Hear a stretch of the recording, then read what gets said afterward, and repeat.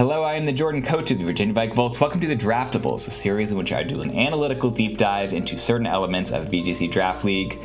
This week is all about coverage and variety, the ability of some mons to be able to hit you with attacks of every color of the rainbow. How good is that?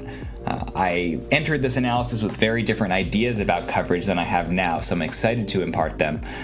This will be about a group of so-called rainbow mons, starting with Drampa, a mon that can be useful in an amazing variety of ways. We're going to talk about how to get the most out of these rainbow mons, and when you're playing against them, how to beat them. If you like this kind of analytical draft league content, please leave a like below.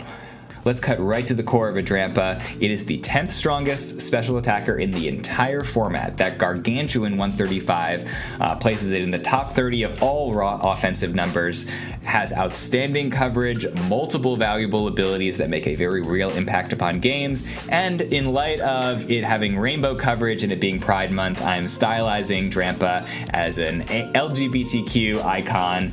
If you're not for the equal rights and treatment of LGBTQ folks, you can leave right now. This video is not for your eyeballs. For everyone else, happy Pride, live your best life. Drampa can hit you with a fire move, a water move, a grass move, an electric move. Every single move is really amazing. And not only does it have these options, but it has the gold standard in a lot of options. 90 power, 100% accuracy, no drawbacks. Very, very useful. Not only does it have the gold standard of each type, but it has those high base power moves when you need to take on a little bit more risk to get those one-hit KOs. Not only do we have Flamethrower, but we have Fire Blast. Not only do we have Thunderbolt, but we have Thunder. And so that's very important for Draft League. The right move for the right occasion. There is a huge difference between a one-hit KO and a two-hit KO. It's the difference between a mon not getting to move at all, a mon getting to move just once, or a mon getting to move multiple times. And with multiple turns, any opponent can be deadly. So we're going to be talking about coverage and its ability to score those one-hit KOs. But first, the rest of what Drampa's got going on. An excellent, lovely pair of stabs. This is a 90 power, 100% accuracy, no drawback move, and it's a spread move. So if you don't see a lot of normal resists, you can throw Hyper Voice out at everything. We have the gold standard Dragon move, 130 base power. It does have drawbacks, but if you don't want them, Dragon Pulse is totally fine. And then a couple of excellent moves, quality over quantity in the utility department.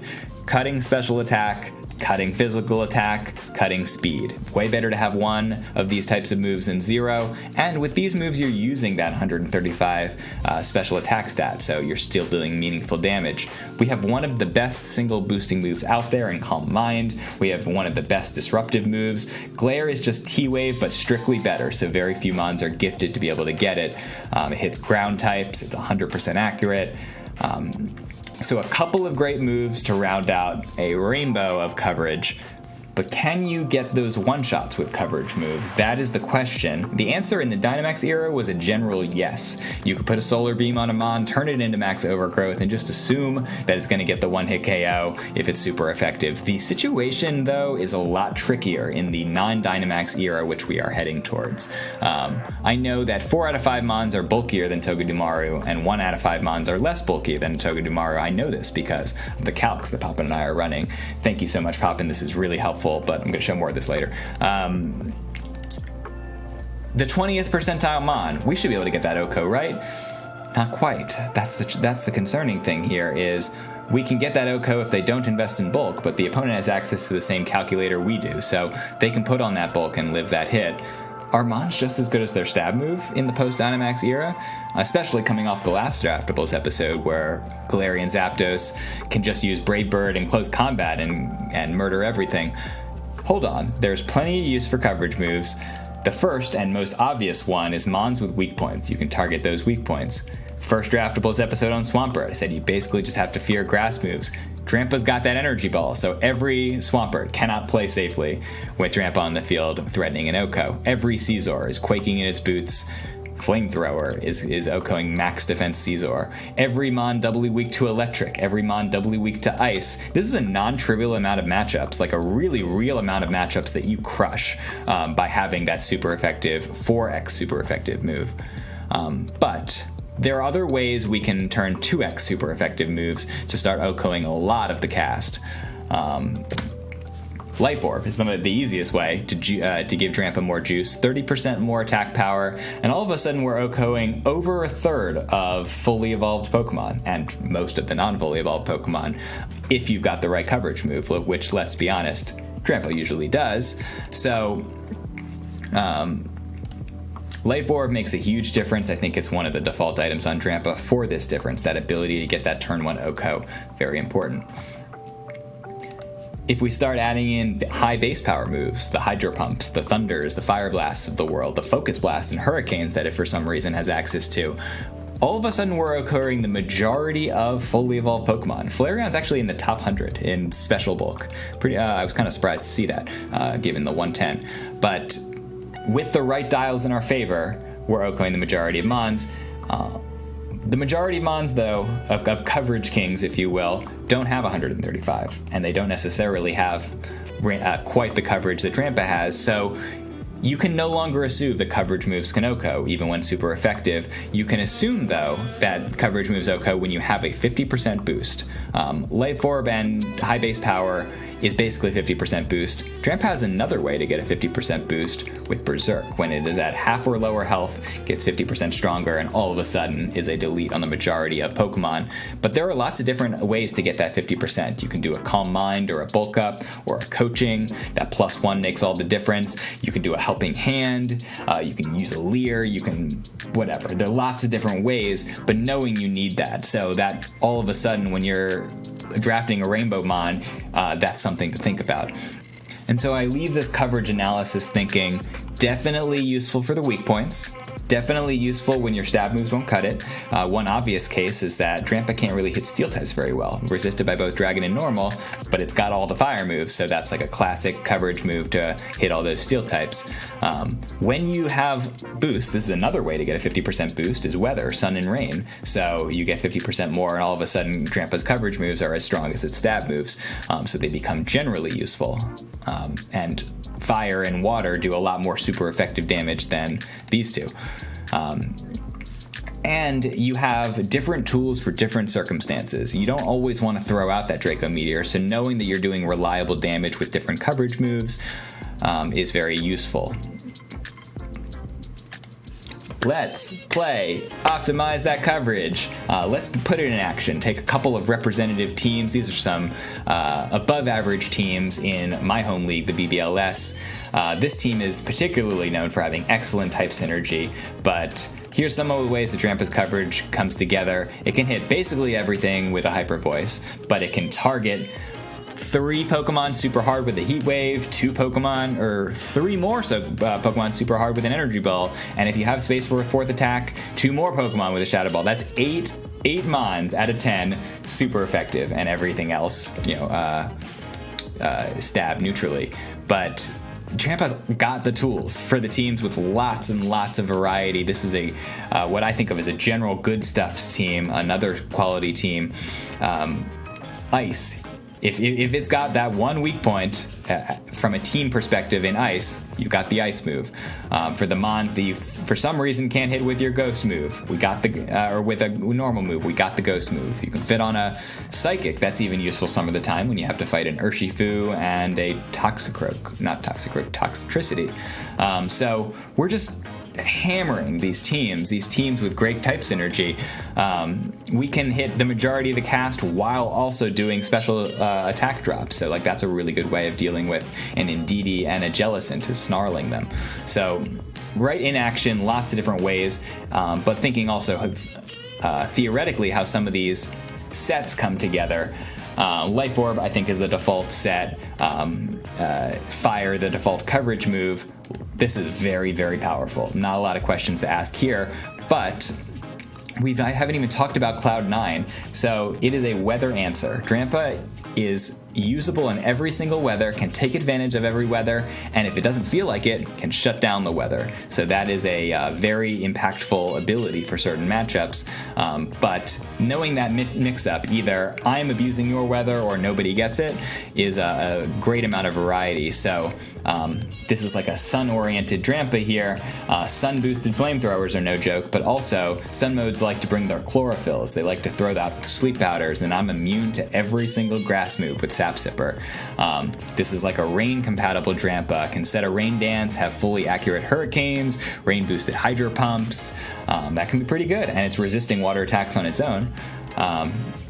Just choice specs it. Why not? If you can get into Trick Room, then Drampa can now start scoring those OCOs without any help using choice specs. This is the more defensively oriented Drampa. When you know it can't hit those OCOs, then you're going to reliably sneak it into Berserk mode, into Berserk range, and then start getting OCOs.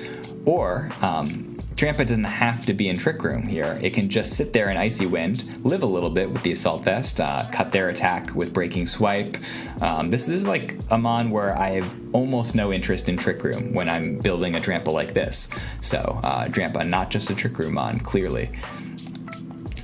White Herb helps it be resilient to negate a Draco Meteor attack drop, negate a Snarl, negate an Eerie Impulse. I think of this as like I would, against a random Registeel, I would throw on the Focus Blast. Against a random Amoonguss, I would throw on the Ice Beam, and then probably Sap Sipper. But lots of different options. And then even a defensive Drampa is possible, not the default. I'd say a bulky attacker is the default, but like endgaming is even possible because it's got that great disruption move, great boosting move. This could work. I really think this could work. You have to deal with the immediate threats to Drampa, but lots of longevity with Parahacks and Lefties and Calm Mind and a very reliable one attack. So finally, we talk about Drampa holistically. It is a Trick Room sweeper, but it is also a weather answer, a targeter of your weak points, sometimes a nuke when you are reliably boosting it, and sometimes it is a utility attacker. So it is many things, and mons that are many things are the heart and soul of Draft League. Let's talk about beating Drampa. Obviously, Trick Room is a big factor here. I don't want to talk about Trick Room too much. I feel like that could warrant an epic Draftables discussion of its own. And Drampa, I think, does transcend the need for speed control because the situations in which you can get value out of it are just they're so numerous that it doesn't need to be going first to Cloud9 or Sap Sipper. Clearly, though, if you can stop Drampa from going first, then you've contained it to some degree. That turn one overwhelming offense when you know Trick Room isn't up is very important when you're fighting against Drampa, because two strong attacks can take out the Drampa, or it can take out the Trick Room setter that's trying to enable Drampa. Drampa is basically always a special attacker. It does not have flexibility there. So you pile on your big four tools for dealing with special attackers right here. Drampa can't hit fairies super effectively, doesn't have a poison or steel move, so that they're definitely reliably good against Drampa. And dragons. Most dragons will win that shootout by being faster than Drampa. Defensive switches are important. For all of these rainbow mons, they're trying to get that flamethrower onto the Caesar, but then if you just switch in your Chandelier, you're fine. Or you switch in your fire resist in general, you force Drampa to have to mix up between coverage moves and solid stab. And Drampa's best stab move is Hyper Voice, which you then block with Wide Guard. You also block its Snarls or Icy Winds and Breaking Swipes, so Wide Guard can be pretty good against Drampa. And in particular, there's a couple of really strong moves, Draco Meteor, but also Close Combat, that hit Drampa really hard. So you need to move fast. Do not let coverage mons get their two shots or occasionally one shots. With Drampa, you want to control the pace, so against Drampa, you also want to control the pace, because pacing really matters with Drampa. When it's Life Orb and Trick Room, it is getting those OCOs, go, go, go. But if it is AV outside of Trick Room, it might just want to be there to block spores, to block weather, just want to hang out a little bit, to do Snarls and Icy Winds, or to just get those 2 or 3 shots, which is what it needs with just like neutral stab moves. So you want to be able to use Drampa in different ways, which means that a lot of the time you want to overwhelm Drampa before it gets into position. Dynamax has been a blessing and a curse for Drampa. It all of a sudden makes most moves OCO, super effective coverage and all of that. So in general, I think Drampa was a great user of Dynamax, and just, strength can multiply on strength. It never, you just hit more and more benchmarks when you get stronger with Dynamax, and it better utilizes Berserk when it can stick around longer with Dynamax. Max Strike was always awkward though. If you're trying to use this as a Trick Room mon that can use 4 Trick Room turns plus Dynamax to blow away the whole team, you probably don't want to Max Strike them to cut their speed because that helps them out. We don't have necessarily the best max moves. We don't want to be throwing out random overgrowths or flares when we're trying to block Sun. Like some of these random rainbow moves aren't great max moves. So I think Drampa is more coherent now. It was a destroyer, a kind of a nuke in Dynamax, but I really love I'm excited for its new incarnation as a rainbow Pokemon that can use the right move for the right tool and can live the max moves, or can live moves because they aren't max moves anymore, and can be run in a lot of different speeds and ways. Alongside Drampa, you want that solid Trick Room setter to help Drampa go first. I think a mon like Gengar could be amazing because as a ghost type, it's immune to those close combats. It's dealing with fairies on Drampa's behalf. A Prankster could be amazing because it's going first forward even when Drampa's not, and it can control the game so that Drampa can stay alive. Like a Meowstic, right? Prankster screens, keep Drampa's alive because it's already dealing good damage, doesn't need any help there. Dealing good damage against everything when it's got the right coverage moves, but you're helping it reliably get into that Berserk range without getting knocked out, which means Drampa becomes an OHKO button rather than a 2-hit KO button. So Meowstic can do Prankster Screens, it can do Prankster T-Wave, it can do Prankster Charm, it can also do Trick Room for Drampa, can also do Fake Out for Drampa, right? Who cares if the opponent's going first if you fake them out and they don't get to do anything? So Drampa can be the strongest mon in your team, the big number that the opponent has to respect, that they have to calc can I live the Drampa beam? So just go to Team Builder and sort on biggest attack stats, and that can be your nuke if you don't get access to Drampa. Guzzlord's another move pooly dragon that has a lot of coverage. In general, that's how dragons are blessed, is with lots of different attacks. So there are other dragons that can potentially do this job, like Duraludon maybe. But just like Drampa would love to Hyper Beam, or not Hyper Beam, well it can Hyper Beam, but it likes to Hyper Voice everything, PZ likes to Tri Attack everything. Porygon Z combines like one super strong option with a lot of pretty good options, which I think is a reasonably good analog for Drampa. The Slowking, Slowbro, Slowking, they both have the ability to set Trick Room, but they also take advantage of it with a versatile offensive move pool. So there are other move pooly mons. Licky Licky is another normal type that has Cloud 9. You're not going to necessarily get all of Drampa in another package, but some of Drampa's best stuff, just compare it to the other best mons in that class. It's hard to put one number on how good Drampa is because, as with most slow Pokemon, its viability greatly depends on the team's overall ability to set Trick Room and keep it up over the course of the game. That said, Drampa is less reliant on Trick Room than most slow Pokemon because there's just so many circumstances in which you can get value out of it. It just sits there and blocks the weather against the rain team. It just sits there and blocks grass moves against the Amoonguss. It uses Snarls and Breaking Swipes. Why not? It can definitely be useful in that way. So Drampa is a mon with a high amount of upside. Most slow Pokemon don't get above 10 or 11 in Draft League pricing because turn 1 really matters, right? Some teams can just overwhelm you with 2 strong Pokemon and stop Trick Room from being a viable option. Some teams can imprison Trick Room. Some teams can outflank Trick Room by having one super slow Pokemon like Torkoal or Greedent or something. And so you can't depend on Trick Room as an archetype, but Drampa is part of but Drampa could be part of an elite team because it fills that Trick Room sweeper role while doing so much more. Use it as the Copperages of the world and the Dust Noirs of the world, Trick Room attackers, and then it becomes worth 8 or 9. But if you put it alongside an elite support mon, then it becomes 12, 13. You put it alongside mons that it can protect, like a Swampert, right? Block those grass moves. It is a mon that gives you a huge range to express yourself using Drampa, to express yourself in drafting, and to find ways in which Drampa gets better and better and better. Really fun mon. please post great Drampa games, great Drampa Draft League games. I'm excited to see the ways in which y'all can use Drampa.